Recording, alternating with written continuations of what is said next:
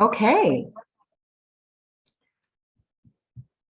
Good morning, everyone, and thank you for joining us for the first CESLC Insider of 2022. You can join us every other Wednesday, normally at 12 p.m., to find education on topics that matter to you. I'm your host, Angelique Jackson, Manager of Marketing and Business Development. And here at Charles E. Smith Life Communities, we deliver care and experiences personally tailored to the older adults we serve, no matter where they are in life's journey. If you would like to schedule a private tour to learn more about our residences and services on campus, please visit our website or call Greg Smythe or Tony McCarthy in our Welcome Center to schedule your tour. That information will be provided in the chat. And also, we do want to hear from you, so please type your questions there as well. Just a few reminders before we begin today's program.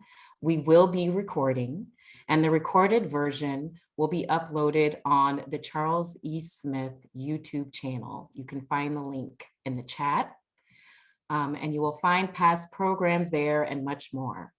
Also, this program does qualify for one Category 1 continuing education unit for social workers. So if you are a social worker and would like a certificate after watching this program, please email Amanda Painter. You will see her email address in the chat. Please give us about 7 to 10 business days to email your certificates. We really do appreciate your patience. It is also important to mention the name that you would like to appear on your certificate must match the name you use to register for the event, as well as the name used to log on to view this event today. And if you have any additional questions, please add them to the chat.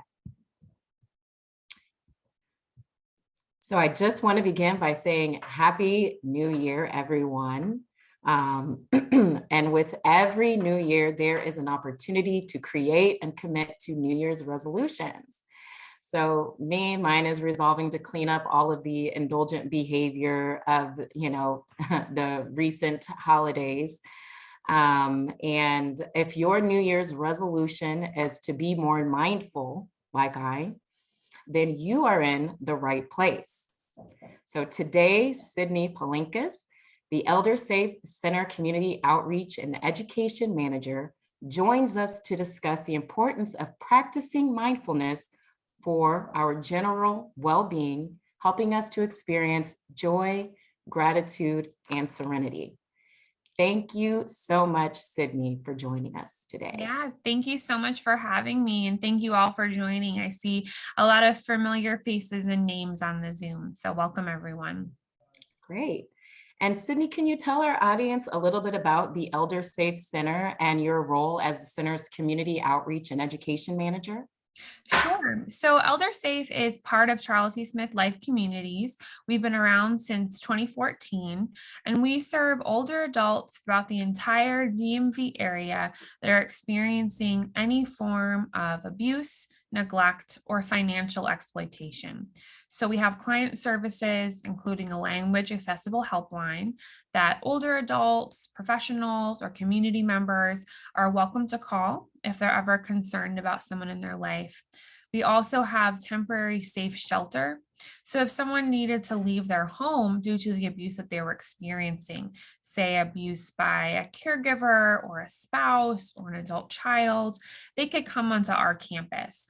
And as Angelique said, we have lots of different levels of care here on campus, which really helps us able to offer the correct type of shelter for folks.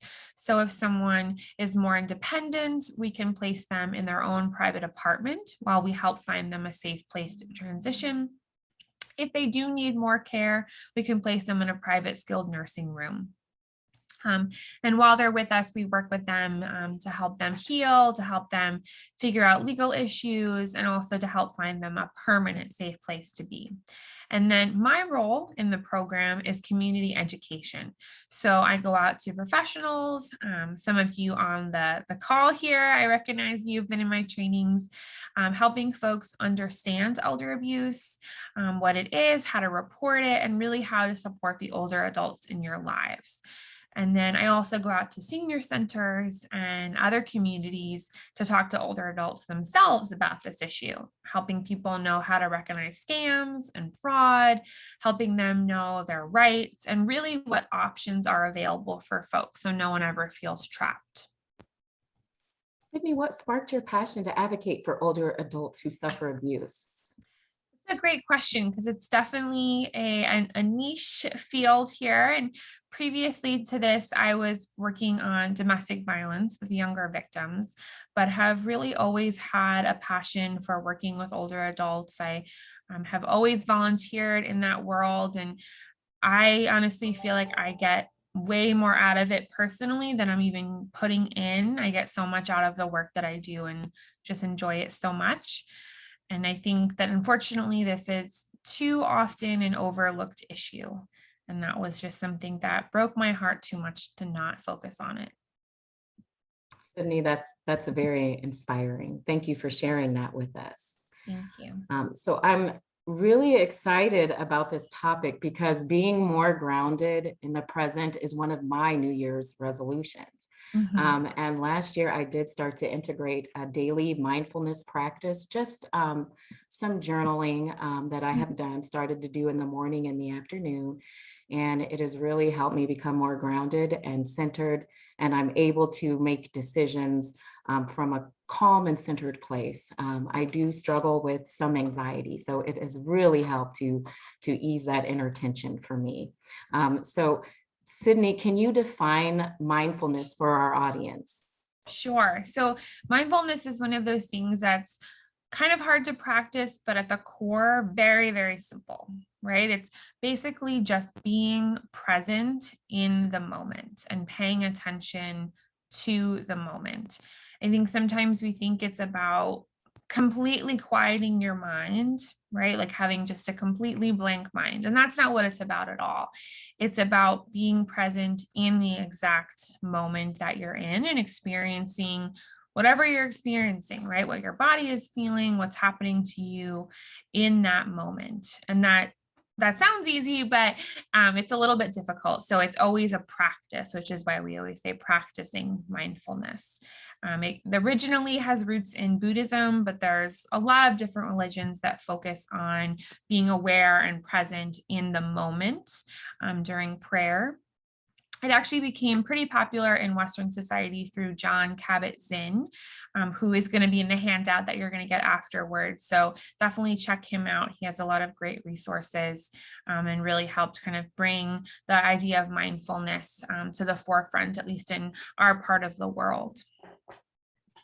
Thank you. And so I just want to share too, my early journey with mindfulness. There is a quote that really spoke to me from Thich Nhat Hanh.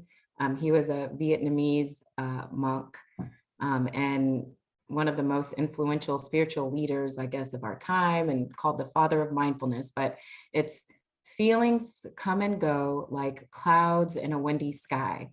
Conscious breathing is my anchor. And that really just helps me. I think I say it to myself maybe about 3 or 5 times a day, and it really helps me center myself and remember that, these anxious feelings from maybe, fearful thoughts are just passing, and to just breathe and center myself. Yeah, I mean, that's really the key. I think often when we're either having anxiety or depression, we're thinking about the past or we're thinking about the future, right? All the things we did wrong or all the things that are going to go wrong, but we're not focusing on the moment, right? And how we're actually safe and okay in that exact moment. And that's what mindfulness can help us do. Great. So I think we should get started on doing a practice. What do you Yeah, think? that sounds great. All right. So to get practice, everyone, we're going to just do a quick mindfulness activity. It's one of my favorites because it's just so easy to do. It's something you can do by yourself, with a group of people, with kids, with folks that maybe even have more advanced dementia. It's really accessible to folks on all ends of the spectrum. So kind of get settled in your seat. Hopefully you're already in a comfortable place. And we're just gonna focus on the moment. So I want you to look around and find 5 things that you see in your space right now. 5 things that you can see. And then it can be anything. I'm gonna have my pictures here and my books.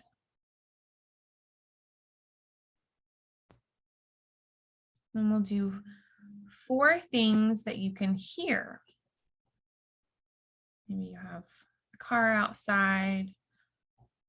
Probably count my voice, computer humming. So 4 things that you can hear.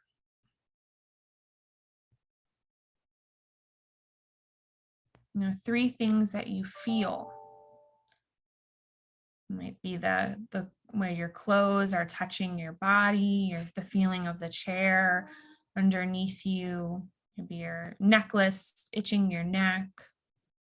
So 3 things that you can feel.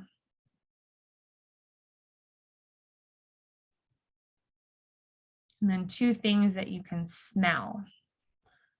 Maybe you still smell your shampoo from the morning or the morning coffee, laundry detergent on your clothes.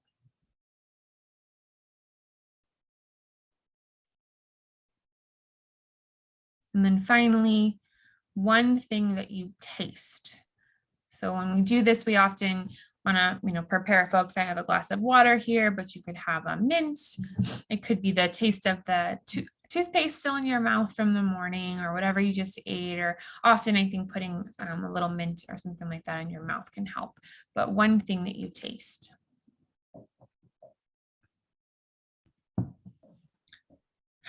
All right. So that was practicing mindfulness, right? We were taking a moment to just be here, be in the moment, and really focus on what was happening in our actual space and in our bodies. It really brings you aware, give like awareness to the present moment, just the sights, the sounds, the taste. So what are some of the benefits of a mindfulness practice, Sydney? So mindfulness is really great all around, right? It really helps your general well-being and can help decrease stress and anxiety and depression. And it really helps you be, quite honestly, in the moment, which maybe isn't as useful when you're, on a Zoom call. But if you're, say, on vacation and you're on the beach with your family and you're thinking about your work emails, right? You're really missing a lot of your life. Right. And mindfulness can really help you be in those moments when you actually want to be in them. And it also really improves your relationships, right? Everybody wants to be listened to, and feeling like they're really being heard and the person in front of them is really there.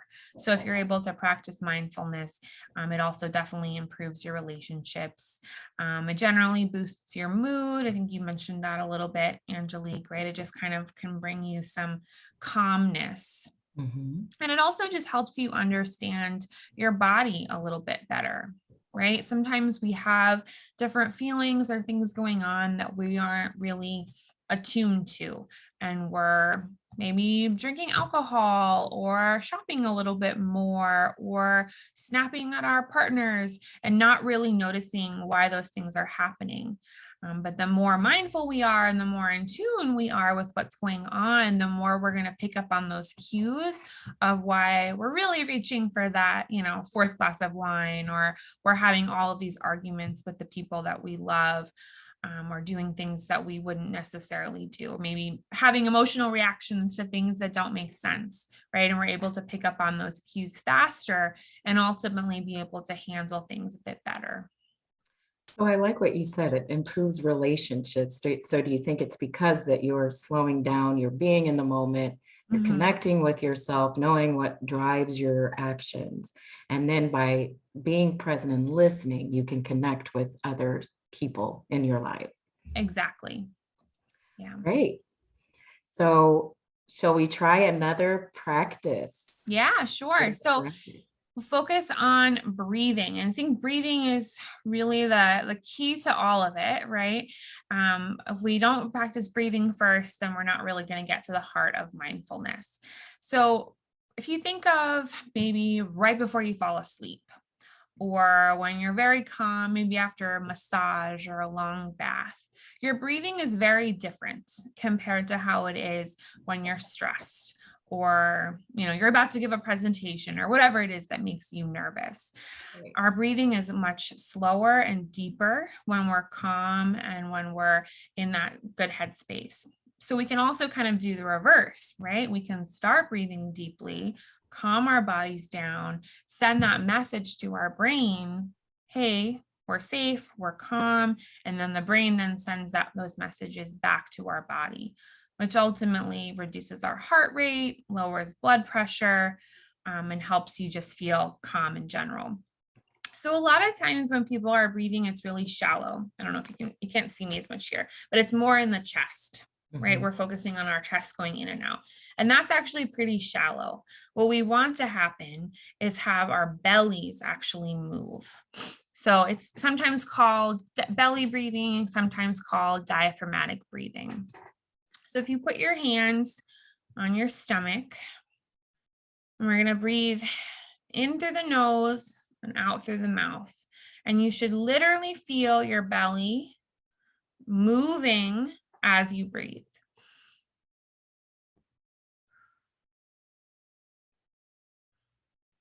So as you breathe in, feel your stomach actually expand.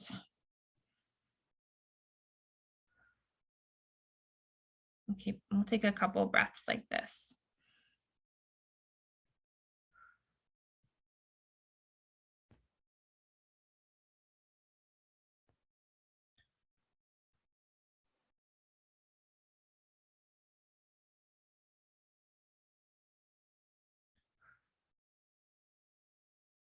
All right. Now, if you are ever stressed, just taking even one really deep breath like that can calm you down, maybe just a little bit, but pretty quickly, right? It very quickly sends those messages to your brain that it's time to calm down.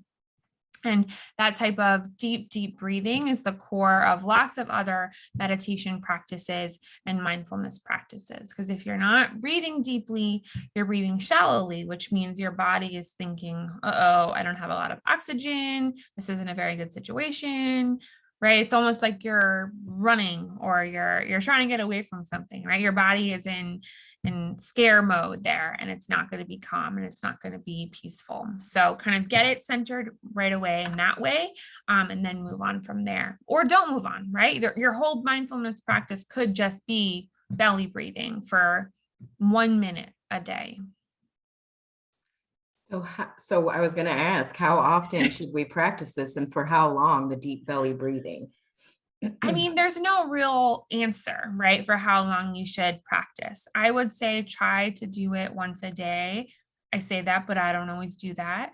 Mhm. I think if you were to sit down and say, okay, every single day, I'm going to meditate for an hour, that is not a practice you're going to keep. It's It's lofty. extremely difficult. So just kind of focus. John Kabat-Zinn, the man who kind of brought mindfulness to the Western world, talked about a really great homework assignment, which I think is really great, is just starting off practicing mindfulness in the shower, right? Okay. So you're already in there, hopefully. You're already doing that. At Hopefully least not daily. yeah, hopefully not something to add to your day. And just check in with yourself, right? Are you in the shower, right? Is your mind in there with you?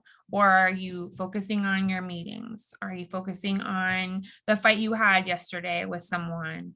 Are you reliving a fight that didn't even happen and thinking about what you would say, right? Or are you focusing on the water on your body and the feeling of the soap and the smell of the shampoo and that calm, quiet moment, right? And just that can be like your starting point, right? Just if you're able to be present in the moment there, it'll become easier and easier to be present and practice that in other spaces. So why do you think mindfulness has such powerful effects on our health? Well, I think it's the connection between our physical health and our mental health, right? Often we don't think of mental health as important as physical health when it really is, and they're extremely interconnected. First of all, when we are not taking care of ourselves or we're not finding ways to cope that are healthy, whether it's mindfulness or something else, we generally find another way, right? And that could be alcohol, that could be shopping, it could be gambling, it could be overeating, undereating, all different ways that we've all found to make ourselves feel better that aren't necessarily good things, right? And that those lead to lots of other problems. So first off, it gives you a positive coping mechanism. It also, your mental health, poor mental health can lead to poor physical health just by itself, right? So having high blood pressure, that feeling of stress all of the time is ultimately going to lead to things like heart disease or other long-term chronic issues.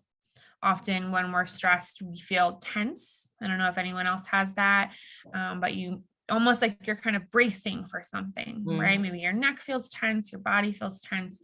And if you're going to feel that way for a long time without any coping, you're eventually going to have kind of chronic pain, right? And your mobility is going to be down.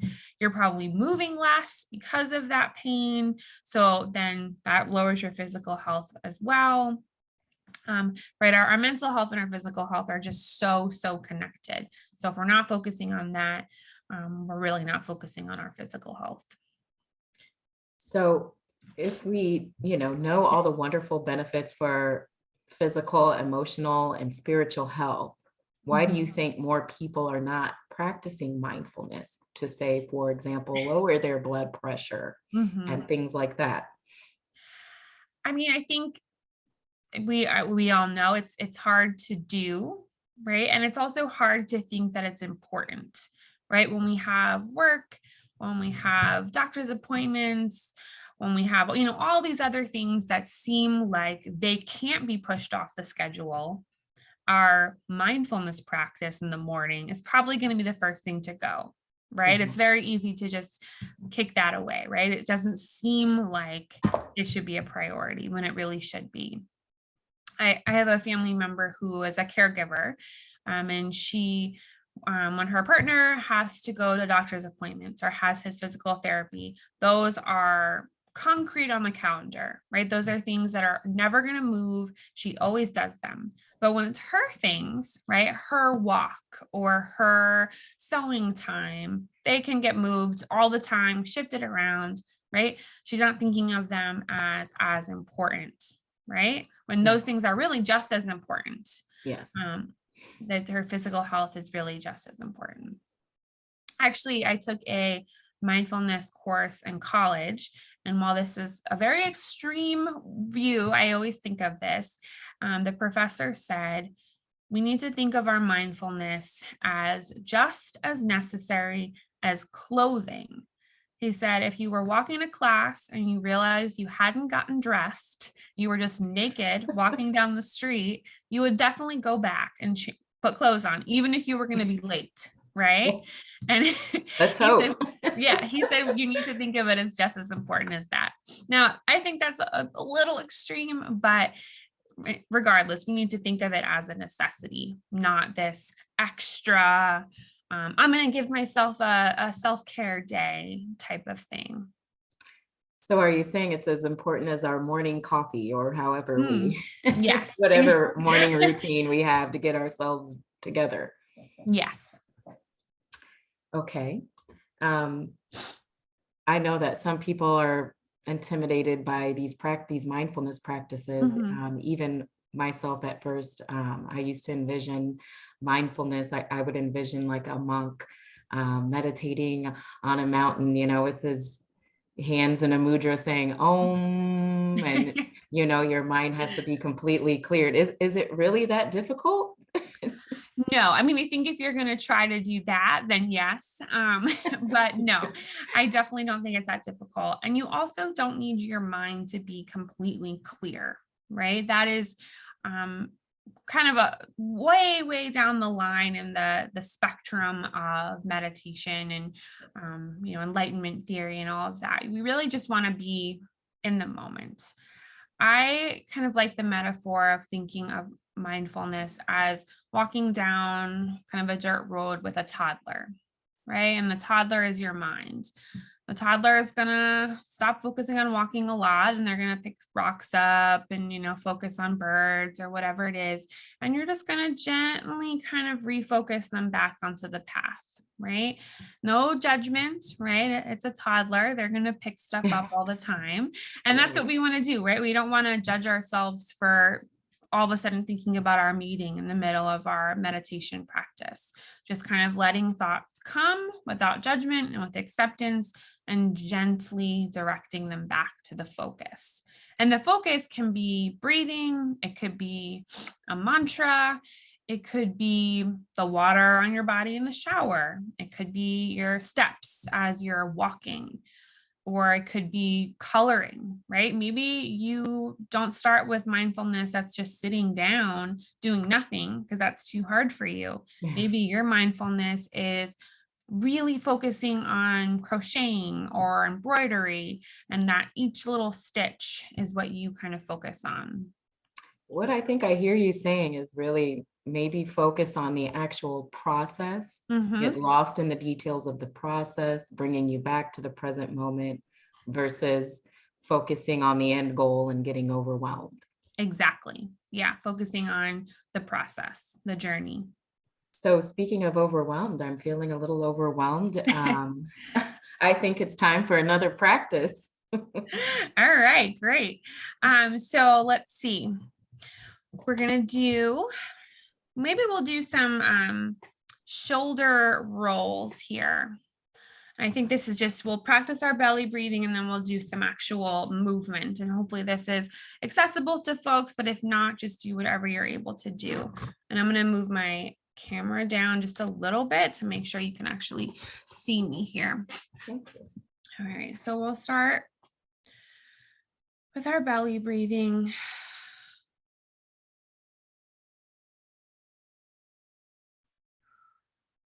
We're going to roll our shoulders back a couple times, up and back.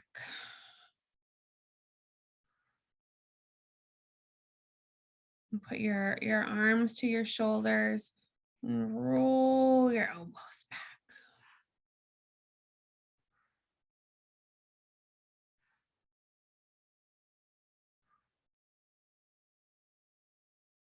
And then last, if you have the space, I'm going to put our arms all the way up to the sky and back.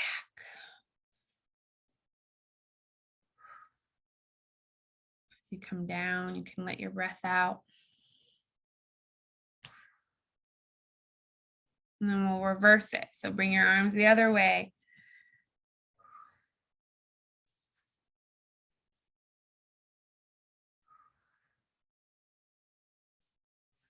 And then bring arms back to the shoulders. And we'll go to the front now.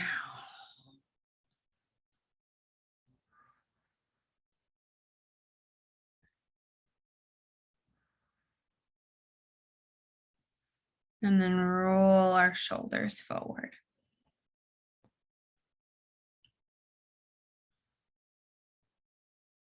Come back to the breathing.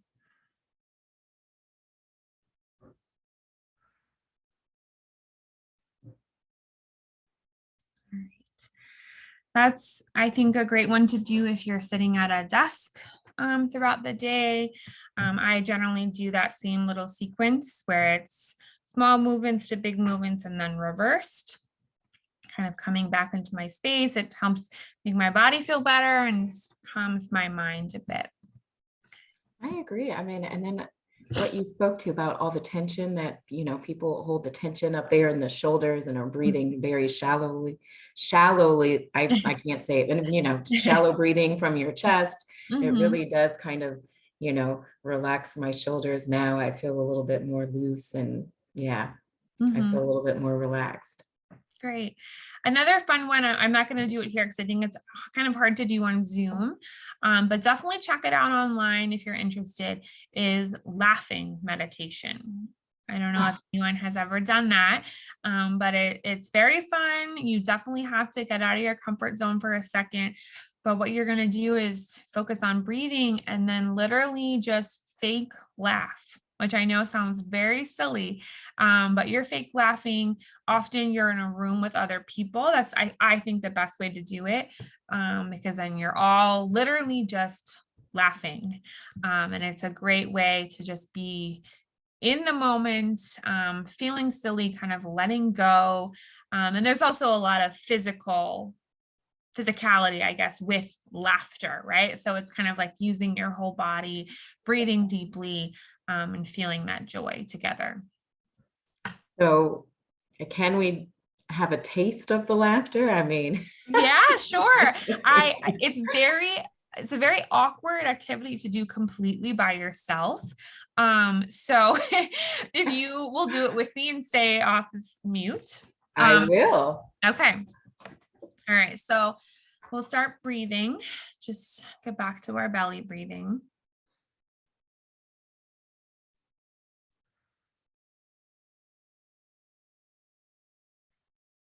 All right. And then we're gonna just a little fake laugh, like a everybody's got to do it with me. Every And then a belly laugh. All right, great. Thank you. You can see how that would become contagious. It's a little hard when it's just me, and Angelique on Zoom, but it can be very fun when you're with a group of people. If you're in a group of folks and just letting the laughter go. Letting it go. I like that. I'm already smiling from ear to ear now. Exactly. So, Sydney, what are some of the more traditional mindfulness practices that you can give to our audience? Maybe give them some practical, I don't know, a practical mindfulness, for beginners, maybe a little Mhm. sequence. Yeah, sure. So I think the most traditional form of mindfulness would really be meditation, right? And focusing on that breath. And often folks use a mantra, and that could be anything. I think the term mantra, if you're not used to it, can sound a little bit intimidating, right? But it really could be anything. Like we talked before about how when we're stressed, we're often focusing on the future and how Mhm. we're scared of something that's going to happen. But we're forgetting that in the moment we're actually safe. So maybe that's what your mantra is, right? I am safe right now, or I'm okay, or I'm good enough, or whatever your mantra is really. And it can be absolutely anything, or it can be nothing. It can just be your breath. And I would say try to make it regular, right, a regular part of your day, just like brushing your teeth or taking a shower. And it can be something that's quick, right? You don't set out a huge amount of time, because that's going to be hard to do and easily kicked off your schedule if it's too long. Right? So maybe make it the when you're just laying in bed in the morning, and that's a nice way to do it because you're already probably breathing pretty deeply. Mhm. So you could use that as a moment to just check in with yourself. It could be when you're sitting alone with your coffee, right? Breathing deeply, focusing on that hot cup of coffee, and just literally being in that moment, right? Just practice it right there. I think while meditation is a traditional way, there is no real right way to do it, as long as you're kind of continually trying to be in the moment. And that isn't always, right? Obviously, sometimes we have to plan for the future. And we do have to think about more than just the present moment. But the more we're able to practice it in those little moments, the more we're able to do it in the moments that really matter. Yes. And so maybe for me, I think my reward will be my 10 minutes of mindfulness, and then I reward myself in the morning with a cup of coffee. Yes, perfect. And so then the shower routine in the morning as well to Mhm, ground you in your five senses. I mhm. think that would be very helpful. That'd be a practice that'd be easy to integrate into, my daily living. Exactly. And it's not something that you're, adding on extra. It's just hopefully something you're already doing, or it could be through exercise, right? Some people find it much more easy to be mindful while they're exercising because they're moving their body, they're already focusing on their breath. I know for me, when I'm running, I'm literally focusing on like staying alive and not dying. So I'm like just focusing on breathing. So I'm very, very mindful when I'm running. So whatever it is for you is what you should do. So are there any more creative ways for people like me who need a little variety, and, my toddler mind needs a little bit more focus or Yeah, I mean, I think doing something creative is also really great. That's something that I do. So it could be coloring, painting, and I wouldn't set out to create a masterpiece, right? Like just color to focus on like those repetitive actions. In general, repetitive actions are a great way to be mindful, and they also generally boost our mood. Hmm. So anything that you can do that's kind of repetitive like that. So coloring, knitting, crocheting, those are things that I do. So they're the ones that are at the top of my mind. But it could be maybe puzzling, something like that, that could be kind of simple. Um, Trying to think of some other kind of simple, non intimidating ways to be mindful, but really anything you can do to kind of be in the moment, whether maybe it's cooking, Oh, I right? never thought of that. Yeah. Hmm. Um, think of what you already do maybe, and how you can integrate mindfulness more into that practice. So something that you usually maybe do on autopilot, Mm-hmm. and then just bring awareness to it, slow it down, and get lost in the details. Exactly. Like maybe you normally go for a walk with music or on the phone. Mhm. Try it without that for a day and just focus on the birds and the sounds and the sidewalk underneath your feet, and really just focus on the walk and nothing else. So I have a question from our audience. It's Mhm. for beginners. And then you kind of already answered this. So is it okay to try mindfulness as we exercise, like running? And you did answer this, right? Yeah. Yeah, absolutely. I mean, oftentimes I think people will call exercise kind of like mindfulness in motion. And that's almost similar to what yoga is, right? We're moving our bodies and we're feeling that actual physical connection. So it definitely doesn't have to be just sitting there. When I was young, my mom wanted to introduce me to all the different religions of the world and took me to a Buddhist retreat center every week.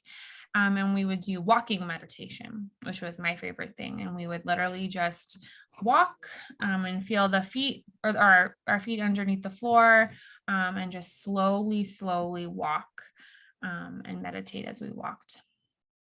Oh, okay. Wow. I never thought of that. I love to walk. I like to be out in the preserves, you know, Hmm. um, Yeah.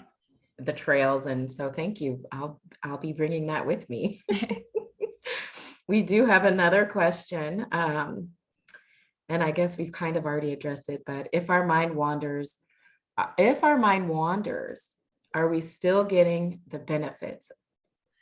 So A that's a great good question. question. It is. And Yeah. I think that if you are sitting down to practice mindfulness and you spend the whole time planning your work meeting, probably not going to get a lot of benefits, right? Because that's not really mindfulness. But if you're sitting down, you're breathing, what am I going to make for dinner tonight? Oh, and okay, I'm practicing mindfulness, back to breathing. What's that outside? Okay, wait, practice, back to breathing, right? You're practicing. You're not doing maybe the best job, and you'll get better and better and better. But it's okay if your mind does wander a little bit, but just kind of gently, like that toddler, gently bring it back to the path and refocus. It don't get hung up on the fact that you're not doing it well or that you're a bad meditator, or wherever your mind's going to tell you, because then you're going to spiral off into that, right? So Yeah. just kind of focus on what you're doing, what you're already focusing on, and bring your mind back. And then is it safe to say it is a practice? So practice Mhm. makes perfect, right? Mhm.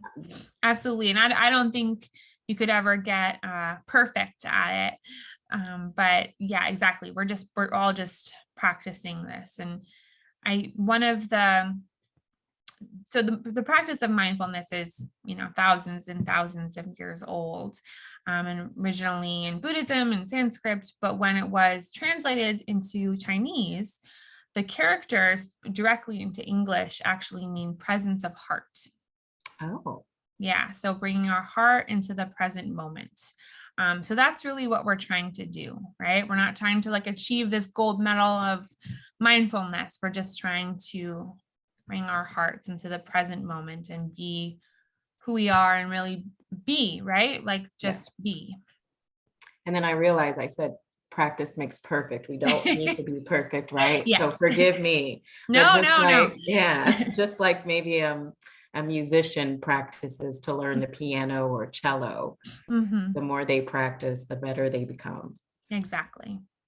So Sydney, do you have any favorite apps that you can share with our audience, maybe that, can kind of help them get their mindfulness practice started? So I have a couple resources on the handout I'm going to send out. I don't use a lot of apps for mindfulness. It's just not what works for me. Mhm. But I can throw some of them on the handout as well. Mindful.org is a great one. Someone on the chat has said they Oh, love Calm, which is also a great one. Yeah, mindful.org is wonderful, and they have good explanations of mindfulness, as well as all different resources for guided meditation, different ideas, and a lot of creative ways to practice this beyond just sitting and meditating.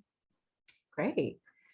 Um, well, if we don't have any other questions, is there anything else that, any other tips or recommendations that you can make for our audience, or anything else that you do in the community related to this? Well, so one thing I will say is, mental health and mindfulness are all really connected. And we talk in ElderSAFE also a lot about mental health. So that's one of the programs that we are able to offer for folks, whether it's for professionals or for older adults, really helping people kind of be present in the moment. I think it's all generally connected, right? We want people to be living safe, happy, healthy lives. And, the one end of that spectrum is sometimes abuse. And at the other end of the spectrum, we're trying to live these calm, safe lives. So we offer all of that. And I don't know if this is the time to talk about upcoming programs, Angelique. Oh, yes. Yeah. Yes, it is. Okay. So ElderSAFE also offers a lot of webinars for professionals. And next week on the 18th, we're going to be offering a webinar on our holistic therapy program. So we're going to be looking at trauma-informed yoga, as well as music therapy. We'll have our really wonderful practitioners coming and talking about the work that they do with our clients in ElderSAFE. So they'll talk about those practices in general, and then specifically how they help folks who have experienced very, very extreme trauma, but also are living with pretty advanced dementia. So aren't able to take part in, say, traditional talk therapy, but certainly need different tools for healing. And they'll talk about the ways that they've helped those folks. And they're really, really incredible speakers. They do great work. And they're also going to do some practices and exercises with the group. And that's on the 18th. Wow, that sounds very exciting. And I know that's going to be a powerful event. Mm-hmm. So January 18th. And I just want to say thank you, Sydney, so much for such an insightful discussion and demonstration. I feel calm and centered already. Hopefully the audience is feeling the same. Thank you to everyone who tuned in to watch us today. And I just want to say before, I'm going to have Sydney close us out with another mindfulness practice to get us calm and grounded for, centered for the rest of our day. But I just want to tell you a few things. If you love music, join us for the next Insider. It will be January 26th at 12 p.m. this time. We will be featuring the Iris Music Project and all the wonderful ways that they use music to engage with our residents across campus. And then also in February, we have Retirement and Beyond, empowering the next chapter of your journey. So please to register for all of our events and discover what else is happening. The link will be provided in the chat. And then again, thank you for joining. Sydney, can you close us out with another wonderful meditation? Sure. So I'm going to play just some music while we get started. I think that's a really nice way, not just listening to my voice the entire time.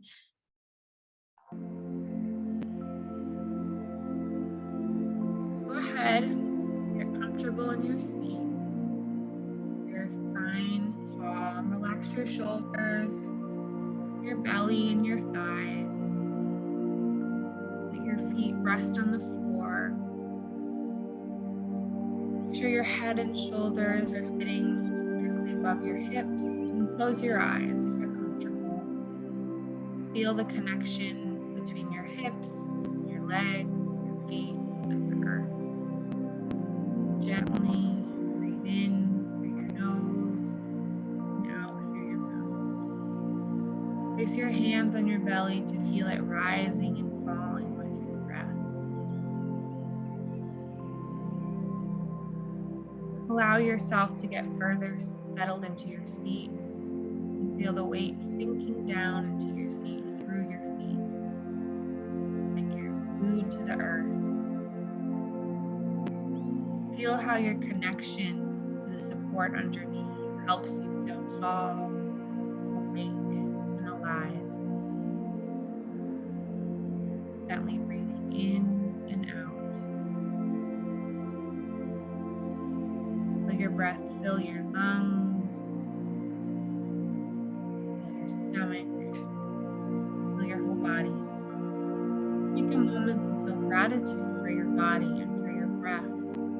Recognize all the wonderful things that your body can do. We spend a lot of time focusing on what our bodies can't do anymore, what they don't look like, wish they looked like. But take this time to be really thankful for your body, for its beauty, and for its strength.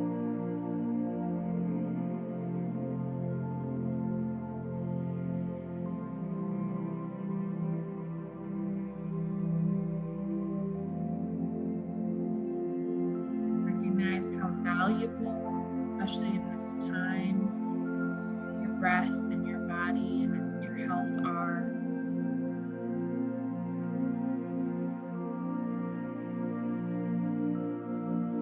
Feel your body softening, melting further into your seat. The tension release from your forehead, from your eyes, your mouth. Crunch your face up if you need to, really tight. Fill it with tension. And then let it go. your shoulders up to your ears and let them fall and release that tension. Feel the tension release from your stomach, thighs, your calves. Flex your feet, spread your toes as wide as you can go, and just let them release to the floor. If you're not already, ever so slightly, just turn up your mouth into a little smile, and then notice how your body reacts to that smile, and lean into it.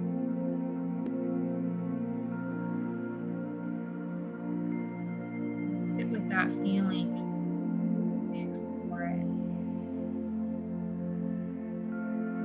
Notice what is coming up for you. What else are you thankful for? What else do you feel gratitude for?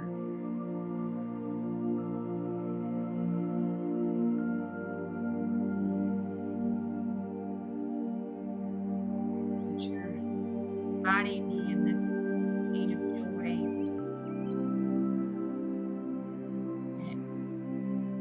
Flow through your fingertips, your arms, down your legs, out through your feet. Fill up your stomach, lungs. Just like your breath, let the joy move through you.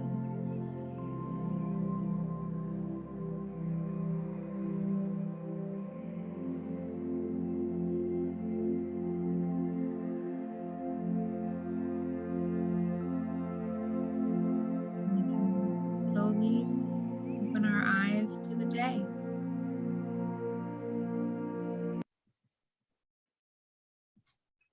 Well, thank you all so much for joining me. I hope that you feel calm and you have nothing stressful to do for the rest of the day.